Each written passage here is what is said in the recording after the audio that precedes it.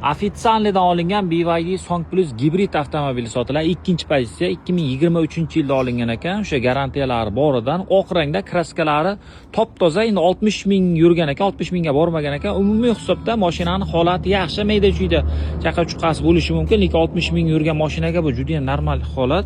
Tak bamperda misol uchun ozgina trshinasi bor, mana oblisovkasida bor. Серьезный udar unaqa narsa bo'lmagan. To'rtta archa balon, parok, krugoy tonirovka, ruxsatnomalari bor. Oldi mana bunisida izlasanglar ham zo'rg'a ko'rinayotgan toshgan nimadir narsasi bor ekan. Biskulichoy, silpoy 360 largacha bor. Master account qilsanglar bo'ladi. Abduf abagrifflari ham bor buni, pultlari. Tak, ruscha, o'zbekcha tekstlari bor. Голосовое управление 59 ming qancha ham bo'pti yurgan probegi. Umumiy hisobda mashinani narxi ham zo'r, oq rangda. Tak, 22.500 akalar. Ulgurib qolinglar, bosib oringlar.